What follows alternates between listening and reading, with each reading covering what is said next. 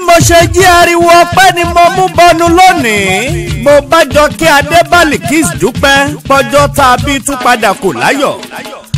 Àyájọ́ òní ńlá gbọ́gbé ọmọ alálùbáríkà kan nínú ìdílé Adéníjì tí gbogbo èèyàn ń fò fáyọ̀. Ọlọ́jọ́ bí o Balikis Àjọkẹ́ Adé ìwọ ló lónìí.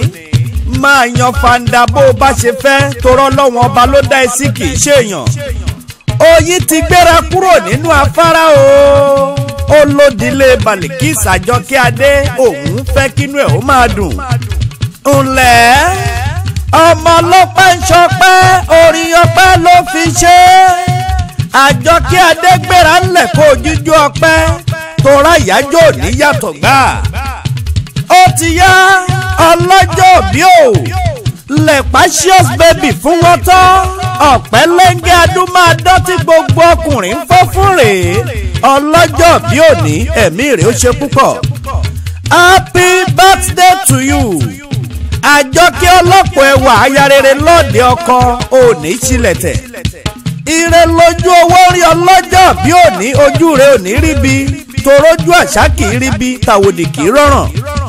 Balikis Àjọkẹ́ Adé o ìmùlẹ̀ Mariam Adùfẹ́ ọ̀rẹ́ méjì bí ọmọ ìyá ṣe ni wọ́n jọ ń ṣàjọyọ̀ ní October 10. Ó ti yá jẹ́ ń bọ́ délé ọlọ́jọ́ bí. Ẹ̀yin nìgbẹ̀yìn ọmọ ojórú lé. Ẹ̀yin lọ́mọ apẹ̀kúnlẹ̀ dọ́ba. Ìran bàbá tó bí ẹ lọ́mọ lọ jáwé lọ́ba lórí.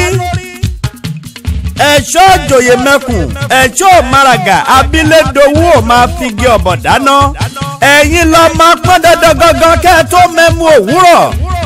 Ìgbẹ̀yìn òjò yín adì lókùn àfẹ̀yí tá a pọ́n léwé ìran bàbá yín lẹ́kùn tí ń fi torítorí.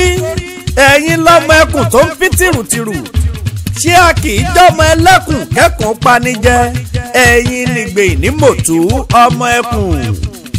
Ọlọ́jọ́ bí òní o ọlọ́jọ́ bí òní o Balikis Àjọkẹ́ Adé tó bá wá ń gbọ́ kíkí yìí ọ̀rẹ́ rẹ tímọ́tímọ́ ìmùlẹ̀ rẹ bí ọmọ ìyá Mariam Adùfẹ́ ló ní ká máa kí ẹ pé happy birthday to you.